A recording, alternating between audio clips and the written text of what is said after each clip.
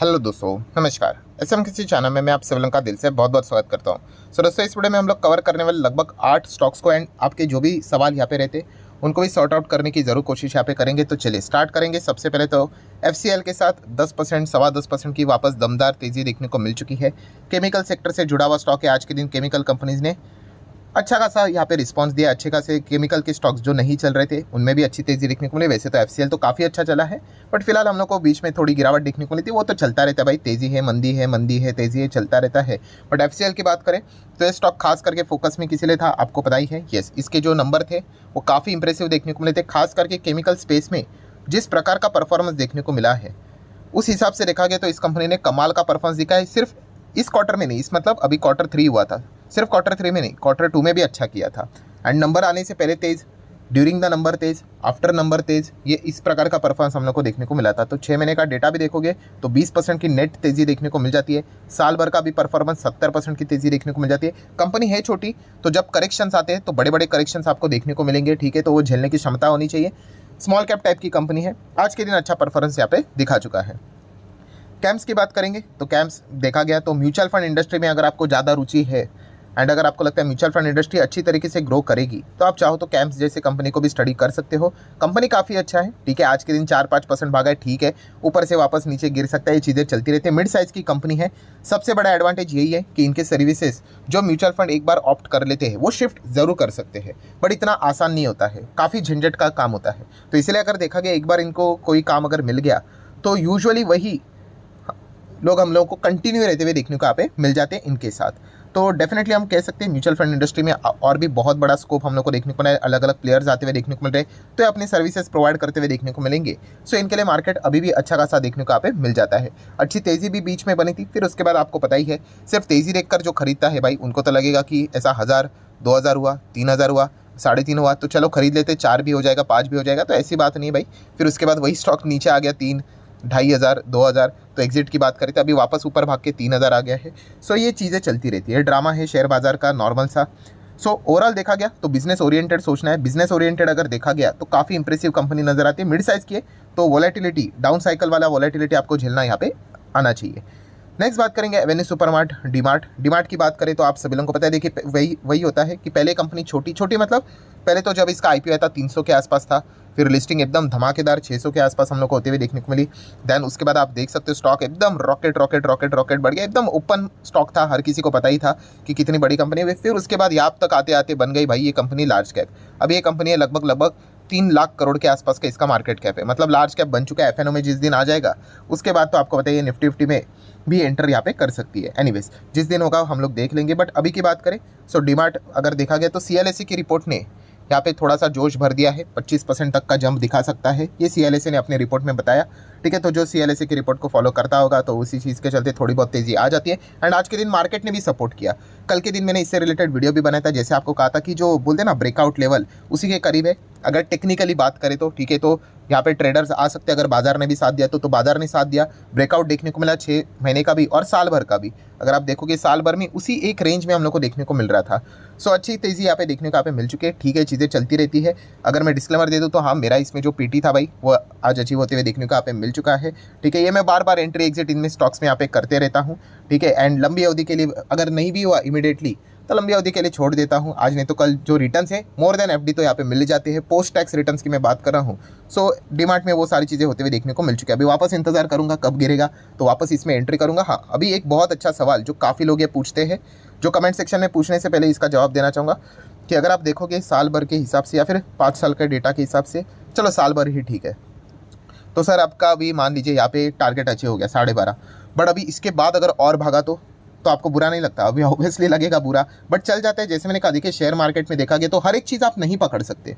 मैं ये भी पकड़ूंगा, मैं ये भी चाहिए, मुझे ये भी खाऊंगा, वो भी खाऊंगा, ऐसा नहीं होता है। आपको कुछ चीज़ें लेट गो करनी पड़ती है, छोड़नी पड़ती है। बुरा तो लगता है बट इट्स फाइन, ठीक है। जैसे मैंने कहा कि जो कुछ ना कुछ तो इनकमिंग भी आ रहा है, जो एक नॉर्मल शॉर्ट टर्म के हिसाब से जो मैं चीज़ें करता हूँ, बस ये एक ही चीज़ मुझे करता हूँ, ठीक है। एक लॉन्ग टर्म इन्वेस्टमेंट चलता है एंड दूसरे साइड अगर देखा गया तो पोजिशनल ट्रेडिंग, दैट्स इट। और इसके बाहर कुछ भी नहीं। काफ़ी लोग पूछते हैं कमेंट सेक्शन में, सर क्या आप ट्रेडिंग करते हो? एफएनओ? कुछ भी नहीं। एक एक रुपए का भी नहीं, कोई सेंस ही नहीं बनता है भाई। इतना मतलब आप बोलते हैं ना, दिमाग खराब हो जाएगा भाई इतना सारी चीज़ें करेंगे तो।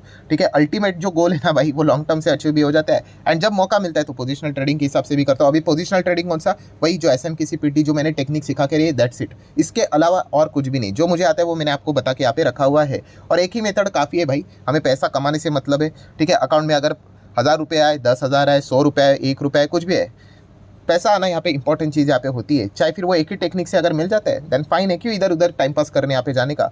और इसमें मुझे अच्छा खासा सक्सेस कई सालों से मिल रहा है, उसी चीज़ को मैं फॉलो करने की कोशिश करता हूँ। ठीक है, सिर्फ जैसे मैंने आपको कहा कि वो गोल्डन रूल्स को तोड़ना नहीं है। ठीक है, काफ़ी लोग वो गोल्डन रूल्स को तोड़ देते हैं। कौन सा, कि भाई फंडामेंटल स्ट्रॉन्ग शेयर में ही करना है। बिल्कुल छोटे कंपनी में नहीं। कितने सारे लोग भाई छोटे कंपनी में फिर भी पूछते एकदम से माइक्रो कैप नैनो कैप में पूछते सर इसमें पीटी करे क्या। अभी इतना पूरा मतलब सिखा के क्या फ़ायदा फिर। ठीक है, वीडियो की शुरुआत में ही बोला है मैंने कि भाई ऐसा नहीं करना है करके, फंडामेंटल स्ट्रॉन्ग शेयर्स में ही करना है कि कल अगर हम लोग गलत गए।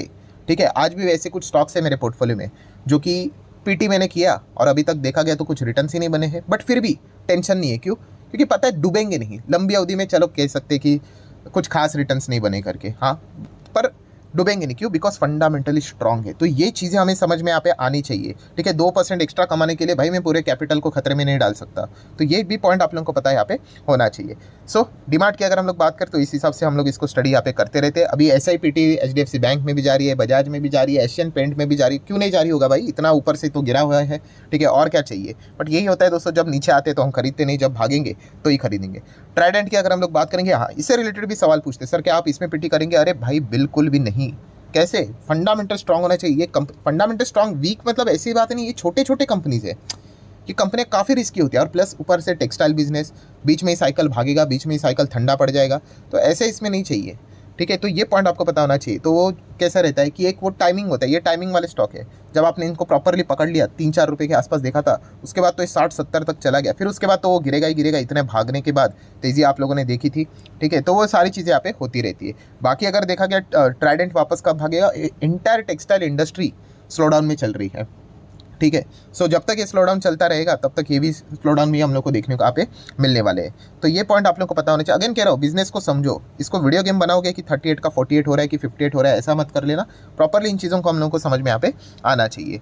नेक्स्ट अगर हम लोग बात करेंगे तो IRFC। ठीक है, आज के दिन 4-4.25% यहाँ पे भागा है। ठीक है, ये तो सरकारी कंपनीज आप सभी लोगों को पता ही है, इलेक्शन का माहौल है, तो इन चीज़ों को बिल्कुल भी भूलना नहीं है। ये प्लस माइनस चीज़ें यहाँ पे चलती रहेंगी। सबसे सेफेस्ट ऑप्शन अगर रहेगा किसी को अगर चाहिए ही, तो वो वही रहेगा कि पोस्ट इलेक्शन रिजल्ट आने के बाद आप चाहो तो विचार कर सकते हो, वो आपकी मर्जी। ठीक है, उसके पहले अगर आप रिस्क लेकर जाते हो और मार्केट को जैसे रिजल्ट चाहिए वैसे अगर मेजोरिटी के साथ रिजल्ट आता है तो डेफिनेटली आपको फायदा होगा। अगर नहीं हुआ तो आपको नुकसान उठाना पड़ सकता है। नुकसान मतलब क्या, कंपनियां कोई डूबेंगी तो नहीं, बिल्कुल भी नहीं। ठीक है, बट हाँ, थोड़ा लंबी अवधि तक कंसोलिडेट कर सकती है, ये चीज़ें देखने को मिल जाती है। तो वो मैच्योरिटी आप में होनी चाहिए। जो बिजनेस को देखकर माहौल को समझता है ना भाई, उनको ये सारी चीज़ें समझ में आती है।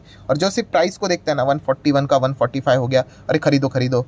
ठीक है, 145 का अगर 130 हो गया, अरे बेचो बेचो, नहीं टिक पाएंगे। ये मैं रोज़ रोज़ बोलते रहता हूँ, क्योंकि रिटेल इन्वेस्टर को समझ में आना चाहिए ये चीज़ों से कुछ भी नहीं होने जाना है।